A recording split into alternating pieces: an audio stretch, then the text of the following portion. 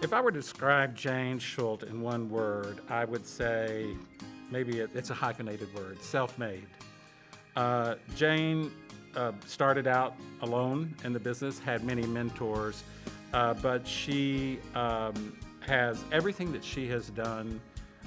She has assembled and put together herself. I mean, she's gone to, as they say in our Congress, to both sides of the aisle in order to make it happen, to both vendor as well as buyer. But she has, she's brought it all together almost single-handedly. Now, I know if she were here, she would thank many, many people, and that would be appropriate. But I'd give her self-made as the descriptive. The reason that I would give Jane, why I would say that Jane is so committed, is that everything she puts her mind to, she puts her heart into. And whenever she makes a promise, she always fulfills it. So at everything she does, from her business to everything she does for our industry, she's totally committed. The word I would describe her as is resilient. She's very strong, she's very determined, she's German, which is part of her background, but she is really, really a solid person that drives and strives for doing the best thing in business. So that's the word. Woody Allen said 80% of life is showing up and being in the moment, and that's what she is. She's always there. If I was going to describe Jane in one word, the word would be passionate. She cares so much about everything that she does. She cares about creating a company that represents global DMCs from around the world, but she really cares about making sure that the business that we're all in and representing incentive travel really has a very strong business case for driving business results. And she's passionate about educating people, teaching people, and learning herself. I wanted to start my own business, and so that's the proffer that I put on the table, was to do that and go under contract. And with the agreement to that approach, I started my company. I believe Jane has made too many contributions for me to even tick off, and I'm certain there are things that I don't even know about. But you go back now probably 30, 35 years, she was one of the founding members of CIC, which is at that time the Society of Incentive and Travel Executives. And she has been a long-standing member and served in officer capacities. She helped us when we refounded the CIC International Foundation just about 8 or 9 years ago in bringing the research committee fully on board and up and online, and then she ended up serving as the president of that. So, she's been incredibly involved in really developing the international incentive travel marketplace in her role both at CIC as well as that with World Marketing Group. She's really developed destinations and brought destinations to our industry that we didn't know about through her research and through her representation of DMC companies. So she really has, she's done immense good for our industry, way beyond just what she does for the company that she has formed. I think another thing that she's really done is she pioneered an entire type of business, if you will, and she did it as a female going into parts of the world who didn't really know anything about incentive travel, and she introduced this idea and did it in such a way that she opened doors for a lot of ladies to follow in her footsteps. She's left a big footprint. The legacy that Jane is going to leave behind in the industry is multifaceted. I've spoken a great deal in this interview over her introduction of Asia into the U.S. Incentive and meetings market. But let's not forget that Jane has been very involved in the industry associations, and of course, in particular, the Society of Incentive Travel Executives, which is its former name. Jane has been a mentor to many. She has been very giving and has wanted to bring people along. She's always thought that those people who were entering into the industry could be someone that could be leveraged to help the industry and indeed help us all. So she's always been very giving from that standpoint. I was at an event last night. We were talking about Jane and how happy we were that she was being inducted into the CIC Hall of Leaders.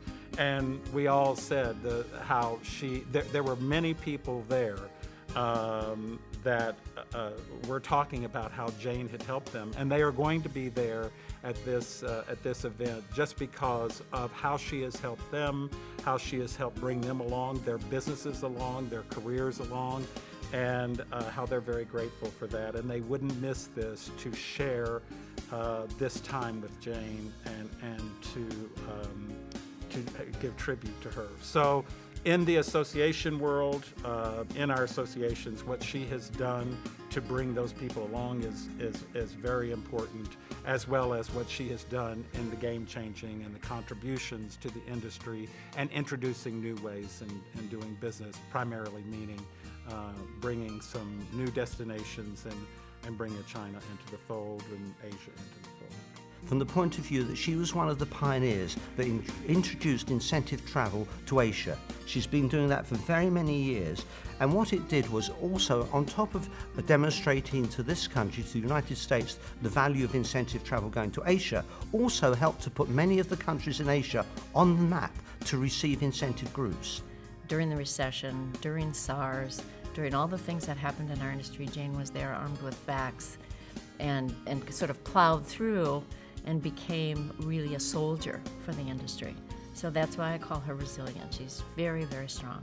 She's a very great educator. She's been educating in incentive travel the way that it works and the value of incentive travel throughout her career. And these are two very particular lasting legacies. You know, I think Jane will leave many legacies to this industry, and I think she's got a long way to go before we can say that it's done. But I think her legacy will be passion. You know, I think she ignites a passion in all of us, and I think she's inspired a lot of us to really grow in this business, and I think she's provided unbelievable leadership. I happen to be sitting in a position of opportunity that I didn't even know at the time would evolve into what it did, but it came about as a result of a sale of a division of a company I was working for. And at the time, I was the only person stateside in that division. So when the sale took hold and consummated, the new owner flew over to America and to Minneapolis and asked me, what did I do for that company, for that division? And I went on to explain what I did. And his answer was, good, just keep doing it. She gives back constantly to this industry that has given her her livelihood for the past 3 decades. There's no one I know that has devoted as much time in a volunteer capacity as Jane, or has done as much good. She absolutely deserves to be among the CIC Hall of Leaders. Plenty of things like to tear this business down. Floods, natural disasters, terrorist attacks, disease, all the things that drives the industry through really down cycles. And I observed Jane through these down cycles of never giving up and never conceding that travel still wasn't a very good thing to do. She has been a great supporter and mentor of many people in our industry, particularly young people, throughout her career. Taking on more responsibility of a larger staff and a larger portfolio of customers, what I've done in that has more or less been the same. The variety of roles really came through the volunteerism again, because that came as simply a member of an association, which became a volunteer leader at maybe a local level, and which developed into a national level, which developed into an international level. And as I progressed along the chain, basically, of all those volunteer roles, they kept increasing in responsibility. So I have to say that, most of the learning has come from, again, fellow colleagues in the business, but has come from the volunteer side of all the different responsibilities and different offices and different chairs that I might have occupied during that time. What I say, spread education or spread the facts versus allow the hysteria to continue in the business. And leaders like that are builders. They're creators. It really, for me, it started with Tiananmen Square in 1989, where it felt that you wondered if China was ever going to recover as a destination with appeal. And so everything takes its time, and just staying the course just has proven to be the right answer in each and every case where what seems to be insurmountable odds tend to fade into the background, and you have another opportunity. Tomorrow's a new day, and that's how you proceed. The real Jane is someone who's doing the things that we said with her business into Asia and everything like that, and the foundations and all and the education, but she really cares.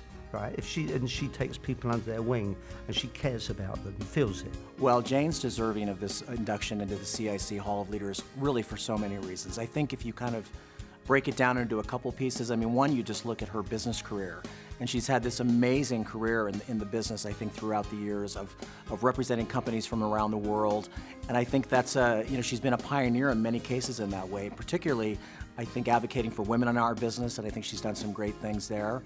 But then you look at what she's done to continually give back. It wasn't just about what Jane could get out of the industry, it's what Jane could give back to the industry.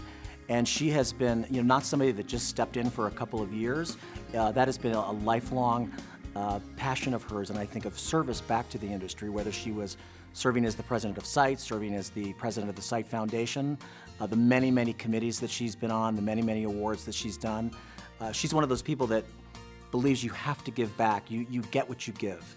And I think that's something that she's taught a lot of us. She is a champion of how to do it right, how to do it ethically, how to give customers a great experience when they travel as part of an award program.